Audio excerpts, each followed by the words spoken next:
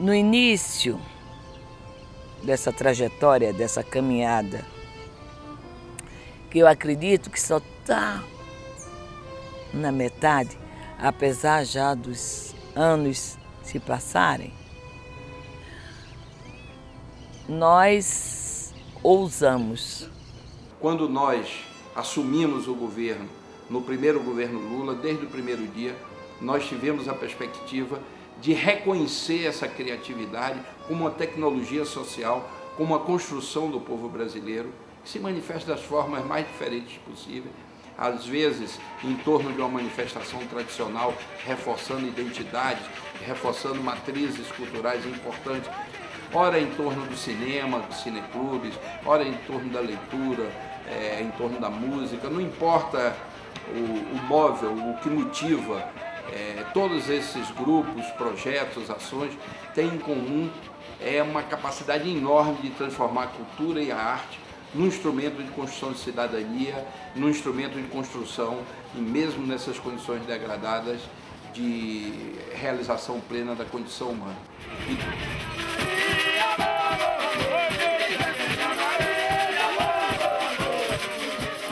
A ideia que eu vejo do Ponto de Cultura muito importante é que, na verdade, ele não tenta criar uma coisa nova para ser ocupada. Ele aproveita o que já é ocupado, o curso do rio, e dá uma força para esse rio andar de uma forma mais rápida, mais caudalosa, né, mais forte. Então, acho que esse é um grande mérito, que eu costumo dizer que Ponto de Cultura é uma política do comum. Por ser simples é que ela ia e foi e está revolucionando as relações nesse país. Percebendo que, na minha opinião, que a cultura tem um processo de leveza social importante, né? Sem perder a capacidade de denunciar, de intervir nas mazelas sociais. Desde os primeiros discursos, Gil insistiu muito, isso está nos discursos que foram publicados depois, né? Insistiu muito na seguinte coisa, que ele trabalharia com concepção ampliada de cultura. O Cultura Viva não deixa de se relacionar com o patrimônio, não deixa de se relacionar com artes, mas ele abre imensamente o leque de possibilidades. Algumas pessoas dizem, mas o que tem a ver meio ambiente com cultura? Nós sempre dissemos tudo. Você não vai conseguir resolver a questão ambiental sem um debate cultural profundo que passa pelo modo das pessoas produzir, pelo modo de consumir, pelo modo de se relacionar com o meio ambiente. Então, isso é uma questão cultural. Os planos, né, os projetos do Estado, ele impõe. O Programa Cultura Viva ele não faz isso. É essa grande novidade que o Programa de Cultura Viva traz, né, para a sociedade brasileira. É um outro tipo de Estado, é um Estado que dispõe. Até hoje isso é o princípio que legitima o programa, são as histórias vivas do programa, os casos, os tais testemunhos fortes, pessoas que se autoproclamaram como donas do seu destino, sujeitos à sua história. A história não é você contar a sua história, a história é você saber que outras pessoas vão lhe ver contando essa história e que vão formar opiniões a respeito e que vão concordar ou discordar ou criticar. De qualquer forma, você provoca uma celeuma. E isto é muito bom. Isto não é bom não, isto é ótimo. Isto é excelente. Isto é divino. O Ponto de Cultura é a sedimentação de um programa mais amplo, que é o Cultura Viva, que é um fluxo contínuo. Em torno do Cultura Viva, há ações, a Escola Viva, Cultura Digital, griots, pontinhos. Todas essas ações, interações estéticas, ponto de mídia livre, elas garantem esse processo de energização e a gente sempre busca um encantamento, né? Tem coisas que não está escrito em lugar nenhum, um saber ancestral. E isso sustenta a cultura de uma sociedade. Então eu acho que os griots em especial, que é uma prática de herança africana, e que no Brasil ela, talvez não com essa denominação, isso é um assunto mais novo, mas com outras formas de denominação, essas pessoas são guardiãs de seus saberes na sua comunidade. E os tidos como griot, essas pessoas são um tesouro, porque elas guardam um saber secular que são ensinados de geração em geração. O reconhecimento do saber tradicional, sabe, da oralidade, como é que ela é presente e está no nosso cotidiano, isso é fantástico. Então, você encontrar os mestres e mestras e eles tendo esse depoimento de falar do reconhecimento. Eu nunca imaginei que o Estado fosse reconhecer o nosso trabalho, que a gente pudesse ir para as escolas, pudesse ir para outros encontros, compartilhar a nossa tradição.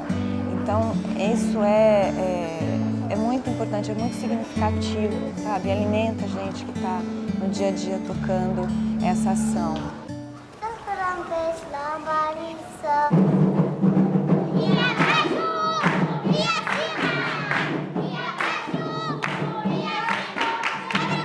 Eu não sei mais onde começa um ponto e aonde termina o outro. Nós, então, que passamos por esse processo todo, eu sempre brinco assim, nós somos ponto, pontinho, pontão. E agora nós estamos num baita de um ponto de exclamação, né? Com orgulho. Nós estamos num momento de orgulho e tem muita reticência pela frente. Acho que tem uma conexão clara com a revitalização da educação que a sociedade brasileira procura.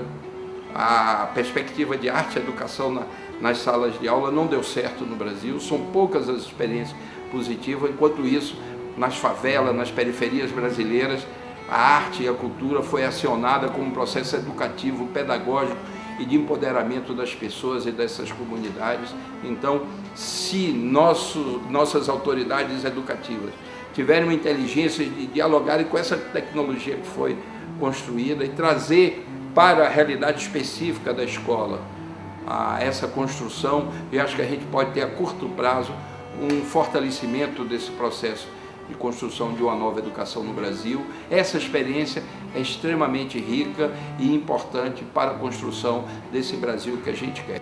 Pontos culturais se encontram novas formas de ensino, de aprendizagem, novas relações sociais entre jovens e idosos, adultos.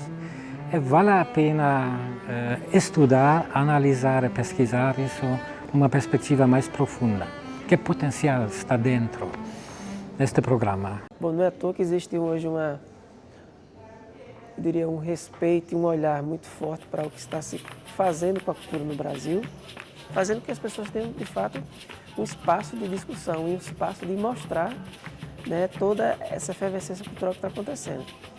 Então, quando a gente soube dessa história de pontos de cultura, que existe essa possibilidade de potencializar as ações, a gente começou a perceber dentro do próprio edital, puxa, a gente já faz isso, já faz aquilo, já faz isso. Então, nós somos de fato ponto de cultura.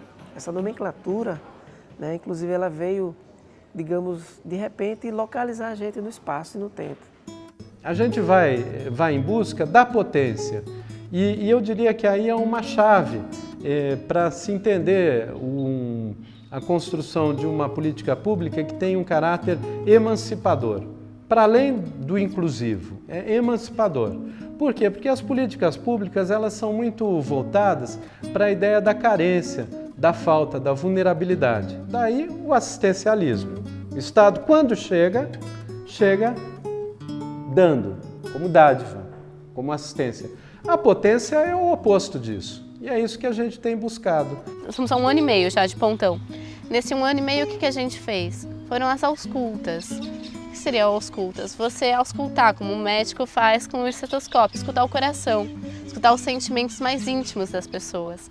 Então a gente foi para 20 pontos de cultura, Brasil todo, Norte, Nordeste, Sul, são vários pontos de cultura, fazendo rodas de conversas com eles sobre essa temática de convivência e cultura de paz. Quais são os sonhos e como concretamente a gente pode pensar em construir políticas públicas? O único elemento comum aos pontos de cultura é o estúdio multimídia. É uma pequena câmera de vídeo, um equipamento de gravação musical, 3 computadores operando como ilha de edição. É algo simples, mas que está presente em todos os pontos de cultura. Qual é o significado disso? Nós colocamos nas mãos de quem faz cultura os meios de produção da cultura.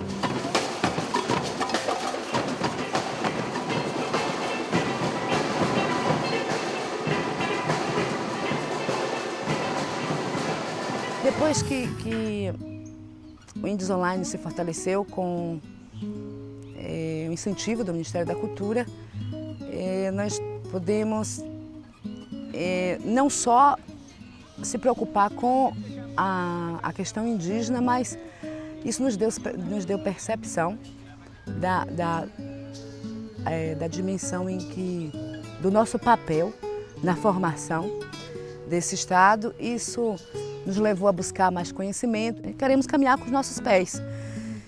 E o programa Cultura Viva, com os pontos de cultura, nos dá essa condição de caminhar. Hoje nós já somos, além do ponto de cultura, nós somos um pontão de cultura também, que é o Pontão de Cultura Esperança da Terra, que foi inaugurado no dia 25 de setembro, no município de São José da Vitória. E esse espaço lá é um espaço de cruzamento de saberes, onde lá é respeitado o conhecimento empírico como o conhecimento científico. A ideia, a tradução do conceito do doinho antropológico, ou seja, estimular os pontos sensíveis, os pontos nevrálgicos, os pontos pré-existentes, ao invés de sair construindo equipamentos e chamando a sociedade, chamando as comunidades para ocupar e preencher.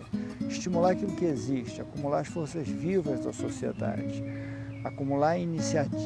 estimular iniciativas que tenham um norte saudável, virtuoso, de maneira a dar condições para que esse processo seja acelerado, processo de protagonismo social dos movimentos culturais autênticos. O que a Cultura Viva fez, o que o Ponto de Cultura fez, foi descortinar essas pessoas, porque elas já existiam.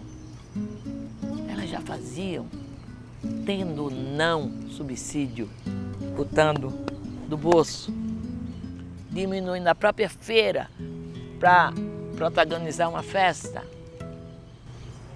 reunindo entre os amigos. O que fez foi abrir as cortinas e esta pessoa mostrar a cara para o mundo.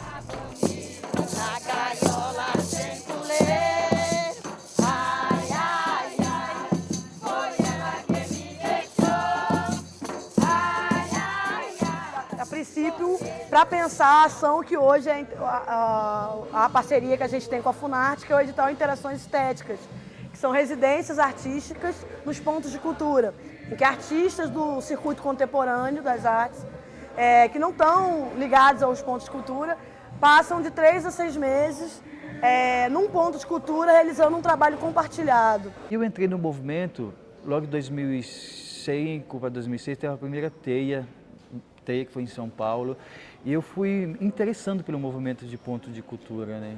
Aí, eu, como já dava oficina, eu comecei também a entrar na parte política do movimento, que foi nascendo, na verdade nasceu dentro da teia São Paulo, que estava crescendo e a gente não sabia por onde, era um crescimento muito grande, e a gente não sabia como que isso estava acontecendo. Depois, com o tempo que a gente foi vendo, que tinha todas as pessoas, todos os pontos de cultura que tinham uma necessidade, que era comungar o seu trabalho. A gente precisava ter um produto e esse produto ser mostrado para outras pessoas. Tranquilo, pode fumar, nem queria, mas tá tranquilo aqui, a gente com a galera mostra alegria. Tranquilidade aqui com Porto Alegre, cultura nacional, isso é valorização, rapaz. Isso aqui pra criança e formação. Tanto a primeira teia, que foi esse caos criativo maravilhoso, em São Paulo, foi a primeira, aquela emoção assim. A ligação com a economia solidária foi puramente por acaso, não teve nenhum burocrata, nenhum gênio que pensou a ligação da fome com a vontade de comer. Mas foi belíssima, porque a economia solidária ela tem a lógica dentro do próprio sistema de vendas, de troca, de preço justo do meu trabalho, a troca. Isso é belíssimo para esse movimento cultural. E a história mesmo muito mais da cultura em movimento, né? Menos do movimento cultural, uma coisa estratificada. Essa primeira teia deu aquele choque, aquele impacto para os próprios pontos. Assim, nós não sabíamos o que éramos nesse sentido. enquanto volume, E para a sociedade, evidentemente, as reações estranhíssimas, quanto tambor misturado com computador, caboclo de lança mexendo em parabólica, e essas coisas ninguém entendeu muito. O que a Praça da Sé está fazendo aqui no meu carpete? Também essas coisas todas que são movimento. Mangue Beat, por exemplo, tem essa cara, entendeu? Todos os movimentos que eu acho que importantes na cultura brasileira têm as misturas fortes, né? Da primeira TV, a segunda teia, que já ficou... Acho que o susto da primeira foi tão grande, é que tentaram organizar o carnaval, botar corda no bloco, crachá, e ficou uma teia mais, assim, vamos pensar o que estamos fazendo. Mas foi importante que foi o nascimento também dos pontos também como organização. Foi lá que foi criado o Fórum Nacional de Pontos de Cultura. Criou-se também o susto de nós somos quem. Olha só o que nós somos. A segunda com isso, e a terceira abusadíssima, porque foi em Brasília. Então a coisa política foi... Mas né, a política também no sentido do trânsito administrativo.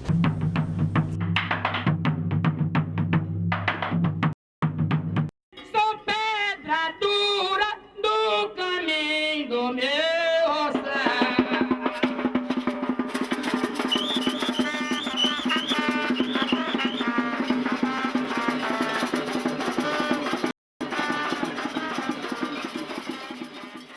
Eu acho que é uma questão de,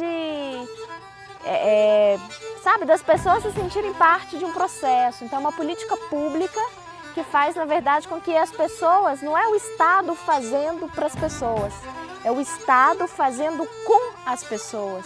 Então acho que essa nova forma de gestão cultural, e não só de uma gestão cultural, essa nova forma de gestão pública, é que é o interessante. É um aspecto que tem chamado muito a atenção de intelectuais do mundo todo, acadêmicos, governos. É essa forma de estabelecer um diálogo do Estado com a sociedade diferenciado. Que eu diria que, inclusive, a gente consegue sair daquela equação que é muito comum. O Estado mínimo, né? O Estado regulador e mais ausente das políticas, tudo é o mercado.